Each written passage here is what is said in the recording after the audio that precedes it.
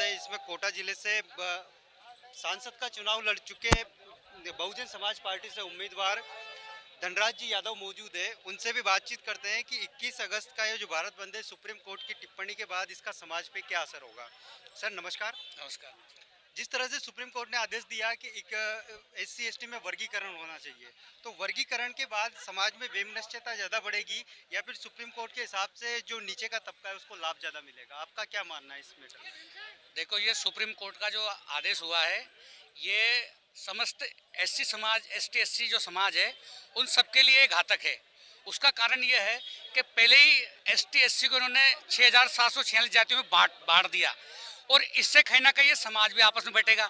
इस समाज के अंदर ये हो जाएगा, हमारा आरक्षण ये खा रहे हैं, हमारा आरक्षण ये खा रहे हैं। और इसका उदाहरण आज हमने देखा है कि जो वाल्मीकि समाज है, जो पिछली बार हमने 2 अप्रैल बंद किया था, उस 2 अप्रैल में वाल्मीकि समाज जो हमारा भाई है, वो हमारे साथ बढ़ चढ़ के भाग लिया था, पर आज कहीं ना कहीं वो हमसे दूर हुआ है। तो इसलिए ये समाज को तोड़ने की, समाज की एकता को तोड़ने की जो सुप्रीम कोर्ट और भारतीय जनता पार्टी की जो साजिश है, ये कहीं ना कहीं ये इन दोनों को बहुत महंगा पड़ जाएगा। दूसरी बात, आज जो सुप्रीम कोर्ट के आदेश के बाद में अगर इस आदेश का किसी ने विरोध किया है खुल के, तो बहन कुमारी मायावती जी है। और बहन कुमारी मायावती जी की ताकत को आज पूरा देश मान गया। बहन जी के एक आदेश पे आज पूरा भारत 2 अप्रैल तरह बंद हुआ है। यही BSP की ताकत है। और कहीं ना कहीं ये जो मनुवादी पार्टियां हैं, ये दोनों के दोनों समाज को वापस तोड़ने का काम कर रही है। ये समाज होने नहीं देगा। क्या कांग्रेस इस मुद्दे पे खुल के विरोध में आई है? आपने देखा है कांग्रेस कोई खुल के इसके विरोध में नहीं आई है। कांग्रेस तो एक, वो कहते हैं ना कि पानी में मैं पाँव नहीं दूं और आधी मस्ती में मैं हिस्सा लूं।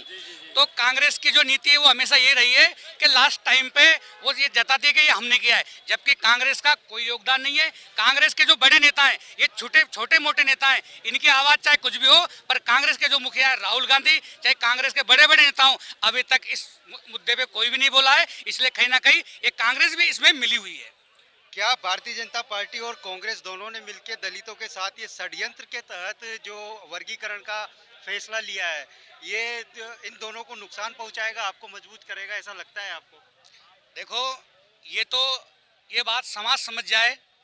ये सरेआम दिख रहा है कि कांग्रेस BJP की चाल है समाज को तोड़ने की। बस समझनी समाज को है। ये अगर इनकी ताकत बनाए रखें तो ये दोनों पार्टियां समाज का कभी कुछ नहीं बिगाड़ सकती। आज का जो प्रदर्शन रहा था आपकी नज़र में, वो कैसा रहा? आज का प्रदर्शन ठीक रहा है। समाज जागरूक हुआ है। 2 अप्रैल के बाद में और भी जागरूकता आई है। और आज भी जिस तरीके से बढ़ चढ़ के समाज ने भाग लिया है, तो कहीं ना कहीं समाज भी एक तरीके से धन्यवाद का पात्र है। बहुजन समाज पार्टी के और भी जो प्रतिनिधि है वो हमारे साथ है। सर, क्या कहना है पूरे मैटर में आपका? ये पूरे मैटर में कि आज हमारी समाज के ऊपर इतना बड़ा आघात हुआ है कि इस समाज को ही तोड़ने का काम किया है, जो एक आपात की स्थिति है समाज के लिए। क्योंकि समाज निर्णय नहीं कर पा रहा है कि इसमें किधर जाए। कुछ जातियां ऐसी सोच रही है कि क्रिमिनल लागू हो जाए या उपवर्गीकरण कर देगा तो हमको जगह मिलेगी, जबकि ऐसा नहीं है। मैं राजस्थान का उदाहरण दे रहा हूँ कि राजस्थान को ST में 2 भागों में बांट रखा है, एक तो ट्राइबल और एक सब ट्राइबल, जैसे प्रतापगढ़, बांसवाड़ा, डूंगरपुर आदि। और एक जो 12 जिले की शहरिया जाति है, उनको स्पेशल आरक्षण दे रखा है। अब मैं इन सरकारों से पूछना चाहता हूँ, जो इन लोगों से पूछना चाहता हूँ जो इसके वर्गीकरण के पक्ष में है, तो इन्होंने शहरियाओं का कितना विकास आज दिन तक कर दिया, और या सब ट्राइबल एरिया प्रतापगढ़, बांसवाड़ा, डूंगरपुर, या इनमें ST का कितना विकास कर दिया। सारे पैसों को ये खा गए। और ये जब इनकी वैकेंसियाँ खाली रहती है तो 10 साल बाद इनको मर्ज करके समायोजित करके जनरल में कर दिया जाता है। इसलिए हमारे लोगों को इस सिस्टम का पता नहीं है, और कहीं ना कहीं हमारे कुटाराघात हो रहा है। ऐसा ही वर्गीकरण जैसे राजस्थान में माने मेघवाल समाज बहुत बड़ी समाज है, इनमें से क्या 100 IAS बन गई?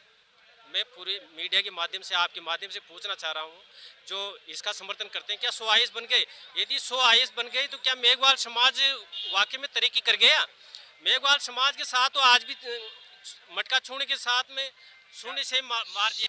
जबकि ऐसे में मेघवाल समाज आज बहुत बड़ी स्थिति में पढ़ने लिखने में, जब इतना पढ़ा लिखा समाज और इतनी सर्विस पाने के बाद भी उस समाज के साथ न्याय नहीं हो पाया है, तो हम कौन से वर्गीकरण की बात कर रहे हैं? इस बात को हमारे लोगों को समझना होगा। और जब ये लड़ाई लड़ने वाली जाते हैं, ये आपस में यहाँ पे जो सरकारें, जो सुप्रीम कोर्ट ने जो आदेश दिया है, वो एक तो जो हमारे राष्ट्रपति जी महोदय हैं, उनका जो संवैधानिक अधिकार है उसको छीना है। संवैधानिक अधिकार किस जाति को कैटेगरी में शामिल करना और किसको बाहर निकालना, ये संवैधानिक अधिकार है राष्ट्रपति का। राष्ट्रपति के अधिकार को एक तो सुप्रीम कोर्ट ने छीन लिया, तो सुप्रीम कोर्ट कौन होता है कि संविधान के उसका ये करे। एक तरह से तो सर जब राम मंदिर का उद्घाटन होता है, राम मंदिर के उद्घाटन में राष्ट्रपति महोदय जो आदिवासी समुदाय से आते हैं उनको नहीं बुलाया जाता है, और उसके ऊपर सुप्रीम कोर्ट फैसला देता है कि SC ST में वर्गीकरण होना चाहिए। क्या कहना है आपका? इस देश में आज से ही नहीं, जब से देश आज़ाद हुआ 75 साल हो गए। 75 साल से ऊपर समय होने के बावजूद भी आज हमारे समाज के जो बड़े बड़े अधिकारी बनते तो हैं, राष्ट्रपति भी कोई भाई SC के भी बने, पहले कोविंद जी बने, दूसरे वो ST से बनी, उसके पहले भी कई मतलब बने, लेकिन उनको जो अधिकार मिलने चाहिए राष्ट्रपति की वो तो मिले ही नहीं। और इसी बात को हमारे साहब काशीराम जो बसपा ने जिन्होंने बनाई ना, वो इस बात को बखूबी जानते थे। उसी समय जब अटल जी की सरकार थी, उनसे कहा गया था कि भाई आप राष्ट्रपति बन जाओ, लेकिन साहब काशीराम जी ने उसी समय मना कर दिया था कि इस देश में राष्ट्रपति का पद मात्र मोहर है। और आज देश में इतने साल आज़ादी के बाद भी आज देखो IS जो बड़े IPS जो बड़े बड़े पद हैं, और बड़े बड़े सुप्रीम कोर्ट है, हाई कोर्ट है, इनमें तो रिजर्वेशन है ही नहीं। इतने साल में अगर इनमें सब में रिजर्वेशन दे दिया होता तो आज पता नहीं SC ST नहीं जिनको रिजर्वेशन मिल रहा है आज पता नहीं कहाँ पहुँचते। लेकिन आप देखिए इतने सालों में, अभी मीणा जी बता रहे थे कि भाई 10 भी IAS नहीं बने, 100 तो बहुत ज़्यादा होते हैं। और एक IAS की बात नहीं, IPS और जितनी भी जो सेवाएं हैं, जज है ही नहीं। और इतनी भर्तियां निकलती, बैकलॉग इतना, लाखों लोगों का बैकलॉग खाली पड़ा है आज तक। सब उठा के देख लीजिए आप, जब आंकड़े देखो ना तो बैकलॉग इतना, और बैकलॉग काहे से बढ़ते हो, जनरल से बढ़ लेते हैं। और डिवाइडेशन में कैसे निकालते हैं, डिवाइडेशन में भर्तियां निकालते हैं। जैसे 100 निकाल दे तो उसमें 16% रिजर्वेशन बनता है, 16% बनता है ना, SC का बनता है, ST का बनता है 12%। लेकिन इकट्ठी वैकेंसी नहीं निकाल के वो क्या किस्तों में निकालते हैं, 4 निकाल दी, 2 निकाल दी, 5 निकाल दी, एक अभी ताजा जो वैकेंसी निकाली उसमें एक अधिकारियों की भर्ती निकाली, उसमें रिजर्वेशन है ही नहीं। तो देश में जो सरकारें वर्तमान में चल रही है आज़ादी के बाद से आज तक, किसी ने भी SC ST के बारे में ना तो सोचा है और ना ही सोचना चाहती है। बस इस समाज को, जो हमारा बहुजन समाज है, इसे दिल से सोचना पड़ेगा कि हमारे साथ इस देश में 75 साल से अन्याय हो रहा है और आगे भी होता रहेगा अगर हम लोग इनको वोट देते रहेंगे। सर एक छोटा सा सवाल, माननीय लोकसभा अध्यक्ष की बेटी बैकडोर से IAS बनी थी, तो वहाँ रिजर्वेशन की बात, एक तरह से तो आप पीछे से बैकडोर एंट्री दे रहे हो, और रिजर्वेशन को तोड़ने के लिए ये जो हथकंडे अपना रहे हैं, इस पे मैं प्रदेश महासचिव हरीश कुमार लहरी, बहुजन समाज पार्टी कोटा जोन। ये बहुत सोची समझी साजिश है केंद्र सरकार की, क्रीमी लेयर के नाम से हमारे समाज को बांटना चाह रहे हैं। अभी तक तो इन्होंने वोट इस नाम से लिया था कि संविधान खतरे में, संविधान खतरे में है, ये कह के झूठ बोल के तो वोट तो ले लिया।